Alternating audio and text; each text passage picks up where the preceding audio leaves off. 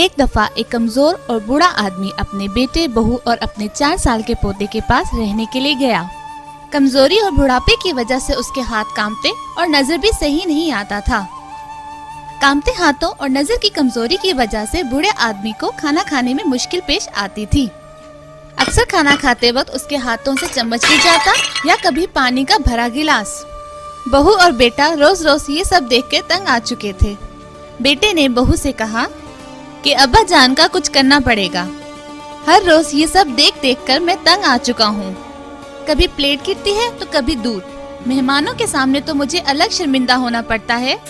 چنانچہ میاں بیوی نے اسی دن بوڑھے آدمی کے کھانے کی میز الگ کر دی اور خود دوسرے کونے میں ایک الگ میز پر بیٹھ گئے۔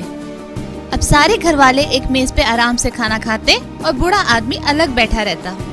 چونکہ بوڑھا آدمی کھانے کے برتن توڑ دیتا تھا، اس لیے اس کے لیے ایک لکڑی کا پیالہ لایا گیا تاکہ توڑ پھوڑ سے بچا جا سکے۔ بوڑھے والد کو الگ کر کے اب میاں بیوی خوش تھے۔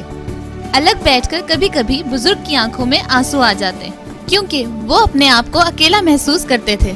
4 سال کا چھوٹا بچہ یہ سب کچھ خاموشی سے دیکھ رہا تھا۔ ایک دن شام کے وقت باپ نے دیکھا کہ بچہ کچھ بنا رہا ہے۔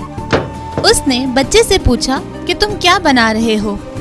بچے نے جواب دیا کہ میں آپ کے اور امی کے لیے ایک لکڑی کا چھوٹا سا پیالہ بنا رہا ہوں، جس میں آپ کو بوڑھا ہونے پر کھانا دوں گا۔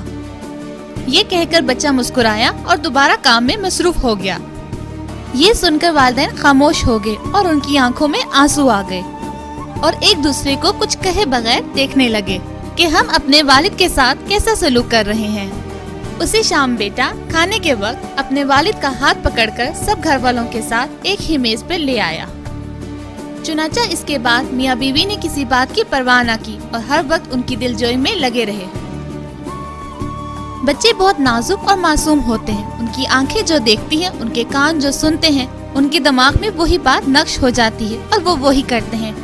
اب ہم سب کو یہ دیکھنا چاہیے کہ ہم اپنے بچوں کو کیسا ماحول دے رہے ہیں، کیونکہ انہوں نے اسی رویے کو اپنے لیے اپنانا ہے۔ بڑھاپے میں ماں باپ کا سہارا بننا اس قدر فضیلت اور عظمت کا کام ہے کہ اللہ سبحانہ و تعالیٰ نے ایسے لوگوں کے لیے جنت واجب کرنے کا وعدہ کیا ہے۔